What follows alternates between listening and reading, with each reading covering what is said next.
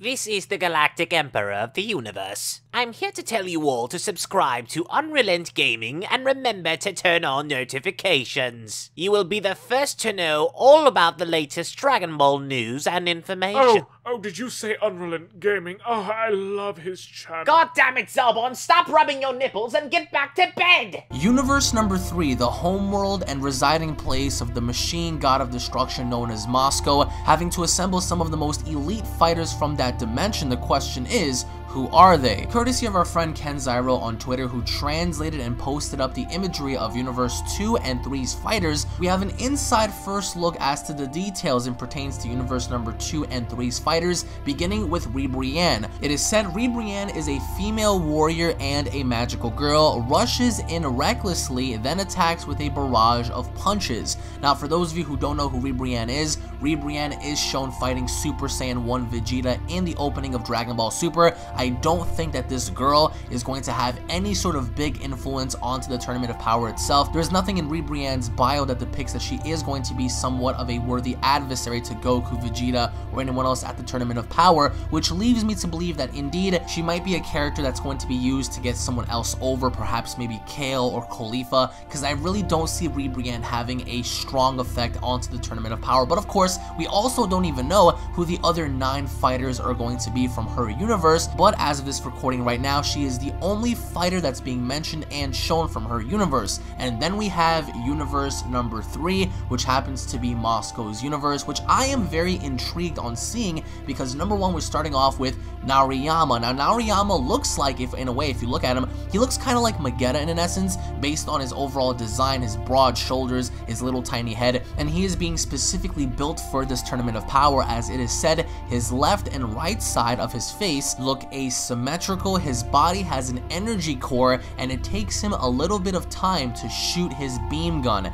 Now, judging based on what we saw in the previous Dragon Ball episodes, we understand that Naryyama is a fighter equipped to survive the Tournament of Power via his hands, via his feet. He's actually able to do more with his body, he's able to do more with his overall functionality, which means that he's able to stretch himself out, he's able to hang on onto the ring itself if needed be, which if you want to look at it, he doesn't have to be the strongest, it's more about being the smartest fighter and hanging on until the very end. So this is our first inside look as to Naryyama. It looks like he emits a giant beam-like energy attack, and it may actually come from his core. Perhaps maybe his core opens up, or maybe perhaps he shoots it out from his hands, from his face, who knows. But I'm guessing here that, judging based on what it's being said, his body has an energy core, so perhaps maybe to take this person down, you're gonna have to strike his core down in order to completely shut down Naryyama as an entire fighter. So maybe in order to take him down, you have to strike his core, but based on what we know right now, he is being built specifically for the Tournament of Power. And now we move on to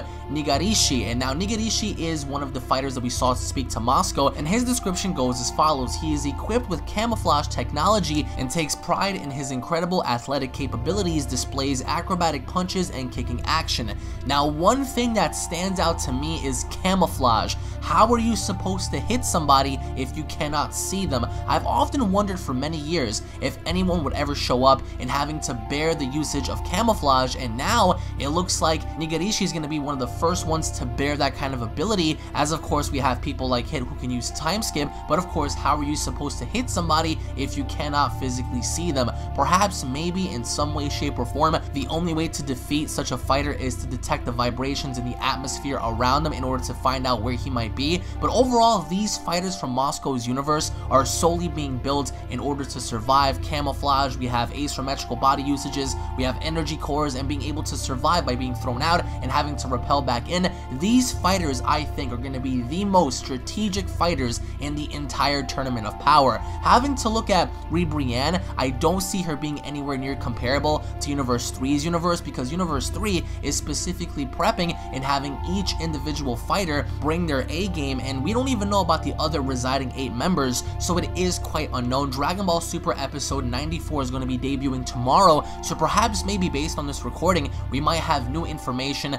coming from Toei, coming from, credible sources like Herms and Ken Zyro, that might give us more detail as to who's going to be involved in Universe 2 and 3. But post your comments down below, because I want to know your thoughts on Universe 3's fighters. I'm not too concerned about Universe number 2. I think that, as I said before, Universe number 3 is going to be the overall strategic universe. They don't have to be the strongest. I think the strongest may in fact either be 11, 7, or 6, but aside from that, Universe 3 just may bear greater abilities, greater technological skills, and I do think that Universe 3 is going to bring the firepower in terms of throwing their opponents off guard. But I want to know your thoughts based on what we got so far. If you guys cannot wait for the Tournament of Power to finally begin, going ahead and slap a like on the video. If you guys cannot wait for more, going ahead and hit that subscribe button, guys, as I cover various Dragon Ball news, information, and updates. We also have a brand new Dragon Ball Z video game dropping next year, Dragon Ball FighterZ, guys. Going ahead and check that video out if you guys are hyped for that. Thank you all for watching, guys. As always, tune back in for more. I want to know your thoughts on Universe 2 and 3. I want to know what you guys expect from each universe, and I'll be seeing you all down in the comment section below. Have a great day, guys. Peace.